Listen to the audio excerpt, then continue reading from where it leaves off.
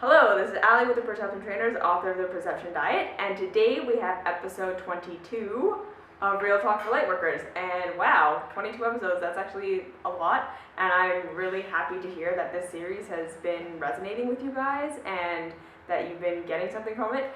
So again, if you have any kind of questions or things you want me to talk about or video requests, please send those along. I am so happy to take that stuff. This channel is for you. That is the point. It is not necessarily so that I can just sit up here and talk, although of course I love doing that, but mostly 99% it's for you guys.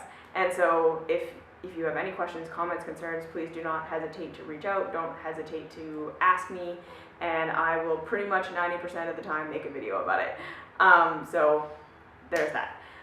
And literally also I just want to kind of point out, like, if there's anything that you're going through that you're confused about, like if there are experiences that you're having metaphysically in your meditations, in your life, if there are phenomena you're experiencing, if there are physical things that you're experiencing, again, please send those along.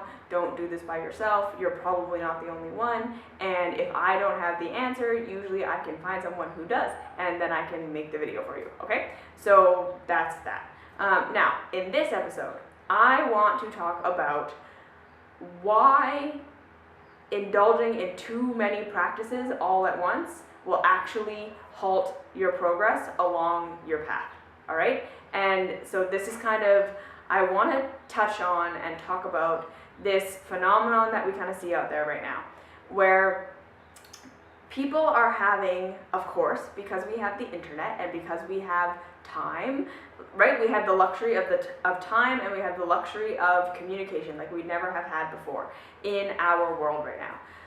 All of these kind of spiritual ideas and teachings and principles and practices and suggestions and how things should be, and other people sharing their journeys and their programs and their progress and the things that they've been through. We have access to more spiritual information now than we ever have before, right? And I touched on this a little bit in my Why Not All Teachings Are True and Not All Teachings Are True for You, because, right, we know that because of the just sheer volume of information there is out there, right, that we can essentially, as spiritual seekers, if you want to call us that, spend the rest of our lives reading and trying out different practices and doing this and doing that and practicing this and practicing that and having this be a thing and having that be a thing, and never get through all of it, right? There are so many things out there that are essentially all for the same purpose fundamentally, right? Which is to help people wake up to a life where they can live in a way where they don't suffer. That is essentially the entire purpose of all spiritual practices, is that we want to be able to live in a way where we're not suffering, we feel connected to something other than ourselves, right? We want to get back to unity consciousness, and we want to get back to this idea that everything is happening the way that it should be, and that there is no good or bad, right or wrong, that nothing means anything is wrong with us. It's all just the unfolding, okay? And whether or not we know that that's why we're doing our practices, and whether or not the people who invent the practices or invent the theories or invent the chains of, teachings know that that's really what they're doing, this is pretty much what it all boils down to, right? Spirituality is about that. We want a deeper truth. We want to feel one. We want to be able to live and not suffer. And that doesn't necessarily mean we won't have pain, and that doesn't mean we won't have the experiences that we're going to have, and blah, blah, blah, blah, and of course we can get out of that. But again, it's all the bottom line. We just want to feel connected, and we want to feel like we don't have to suffer. And so that is where we kind of find that we're all moving towards, right? That we're all striving towards, whether we realize it or not. Even people who are not on a spiritual path are also looking for that, right? This is why our economy is the way that it is. This is why our the consumerist society that we live in is the way that it is. This is why we care about how we look and how we dress and da-da-da-da-da, right? It all boils down to we want to feel connected and we want to not suffer. And when we're not on a spiritual path, we have other means of trying to avoid suffering and trying to procure connection, right? Like we try to procure connection through looking how we're supposed to look and having everyone approve of us, and we try to procure not suffering through having the right job and having the right relationship and having the right body and not feeling disconnected and having money and all of these things, right? It's all the same shit. We're all doing the same thing. We all have the same goal. Most of us aren't aware of it, and then when we're on the spiritual path, we may be a little bit more aware of it, but then there's this huge shitstorm, right, of all of these practices and all the stuff that you can do and all these things that you can engage in to help you along your path. And it is so easy nowadays, like I say, to become like a serial practicer or like a spiritual tool junkie, or to be a super spiritual multitasker, right? Because there's so much information available. So if this resonates with you, right? If you can identify as being someone who's like trying to fit 100 million different practices into your day every day, right? Like you're trying to journal, you're trying to meditate, you're trying to do your yoga, you're trying to eat, like, you know, watch yoga videos, you're trying to, or, you know, watch YouTube videos, do some other form of practice, do proper food combining, you're like reading about nutrition, you're reading about, and it's like your life is disappearing into this kind of blob of just practices, right? Like your whole day is starting to get taken up by your practices. If you identify with that, or if you identify with being the kind of person that tries this and then tries that and then tries this for a little bit and then tries that for a little bit and then does this and then but doesn't really stick to anything, right? You're kind of like searching for the thing that's going to be the right thing, and you try it out for a little bit and then you don't get totally enlightened, or you don't get totally free, and you think, oh, well, that didn't work, so I'm going to move on to the next thing, move on to the next thing, move on to the next thing. This video is for you, okay? So the first thing that you need to understand about this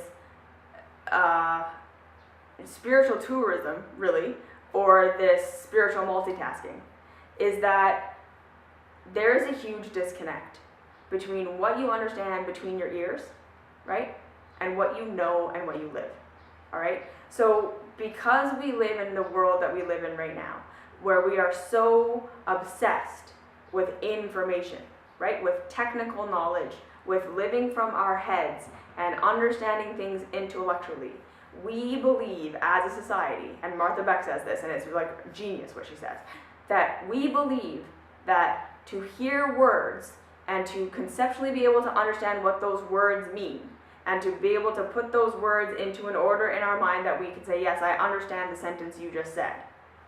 We think that means learning, okay? That is not true. That is not what learning is, all right? Having a concept of understanding the words that somebody said to you does not mean you understand what they just told you. It does not mean it is a truth for you. It does not mean it is something that you can live now, okay? Hearing something and understanding the words, and really, we have to also be honest with ourselves that we may think we heard the words, and we may think we understood the words, and there was still an interpretation that went through. There was still a filter that went through as you heard it. And the truth that was trying to be conveyed to you through the words may not have been the truth that got in between your ears, right? Because, again, we are all working from our own perception machine. We're all working from our own filters. We're all working from what we already believe, our past experience, our negative foundational beliefs, our positive foundational beliefs, our experiences, right? Our triggers, all of these things influence what we hear when we hear words. So, we're being foolish if we think that hearing something and believing that we have interpreted it and that we understand it because we understand the words that were said, that means we know what that person just said and that we can live that as a truth, okay? This has been a question that I've been grappling with for quite a while, which is, what is that disconnect? Why is there such a disconnect between hearing something and knowing it, and having it be a truth for you that you actually feel in your body and that you can live, right? And this is part of the reason why I see so many people doing this spiritual tourism or this spiritual multitasking, is because they think, I've heard this stuff and I understand it, but I can't live it. I don't feel it. It's not real. So maybe it didn't work. Maybe I have to do more practices. Maybe I have to find a different practice. Maybe I have to do a different thing. Maybe I need to add more things, right? I need more meditation. I need more yoga. I need more YouTube videos, or I need different yoga. I need different meditation. I need a different video. Maybe I don't need to meditate at all and I need to do journaling, or what about this, or right? It's usually coming from this core thing that's happening where we think something has gone wrong because I heard it and I understood the words, but I don't feel it and I can't live it. And so that is the first thing to understand there, is that just because you heard it doesn't really mean anything. Hearing it and knowing it are two very different things. So now, here's where the crux of this whole video comes in, right? That when you engage in spiritual tourism, when you engage in filling your entire day with practices, when you are essentially using your spiritual path as a distraction from your path, you're never going to get where you want to go, okay? The reason that you're not able to live the things that you know is because you haven't taken the time to integrate that information. You're so busy going out trying to get more information, trying to get the next thing, trying to get the next answer, trying to find the next practice, trying to find the next thing, trying to make sure you're doing more and more and more of these practices. You're filling your day, you're filling your time, you're filling yourself, you're filling your mind, and this makes it so that you're like a vase that's just constantly overflowing. Nothing is staying, nothing is sticking. You're just pouring more and more and more and more into it, and it just overflows and overflows and overflows, right? You're never giving it a chance to get in there, to sink in, for your vessel to actually hold it and own the information. So what I want to suggest to you today is this. Keep your practice simple, pick one or two things and stick to them, okay? So if you want to know how I got to where I am, right? Like with the understandings that I have and the things that I can teach and the unfolding that my life is, I also started my path on the spiritual tourism, spiritual multitasking thing, okay? I was a crazy person who tried to meditate for like 2 or 3 hours a day, plus do yoga, plus do journaling, plus eat perfect, plus listen to 2 or 3 hours of something, and then read a book, and blah, blah, blah. And my whole, like I say, my whole entire life was taken up, pretty much, by like spiritual pursuits and spiritual practices. Now, I'm not saying never do that. There's a time and a place, okay? There are definitely times and places where saturating yourself with that kind of thing and really indulging in a different vibration than the one that you're usually in is okay, all right? And you will know, because in those times in your life, there will be room for that. You will have a vacation. You will be somewhere where that is appropriate. Like for me, when that happened, I was living in Montreal. I had a part-time job. My partner worked out of the house every day. So he wasn't home. I was basically home alone, right? And I worked my part-time job at home. So I basically had 4 hours of work a day that I got done between 6 a.m. and 11. 6, 7, 8, 9, 10, or 10 a.m. So by 10 a.m. every day I was like done with the things I needed to do that day, right? I maybe went for a walk, so 11 a.m. and then the rest of the day I had for my spiritual practices. And so the thing was that it wasn't an impediment to my life to be doing those things at that time. So this is what I'm saying, that those days and those times when you go into the cave and you just like saturate yourself with it, it will be obvious when that is an appropriate thing for you to do in your life, all right? You'll feel drawn to it, and it will be facilitated by your experience that you're having. But more or less, generally speaking, we are being called, right, to understand that the true spiritual path is what you can live out in your real life. So a lot of us are using our spiritual practices as a way of abdicating life, right? A way of not being involved in the things that are going on. I was listening to my yoga teacher, Reno, talk this morning, and he was saying, you know what, like it's super easy to be enlightened in the cave, right? Say goodbye taxes, goodbye business, goodbye job, goodbye family, I'm just gonna go sit in my cave and meditate. Well, yeah, right? We can all be enlightened in that place, but it's not really a true understanding until you can live in the world how the world is right now and still maintain that way of life, still maintain that perspective, still maintain that equanimity, still maintain that openness to understanding and that openness to information.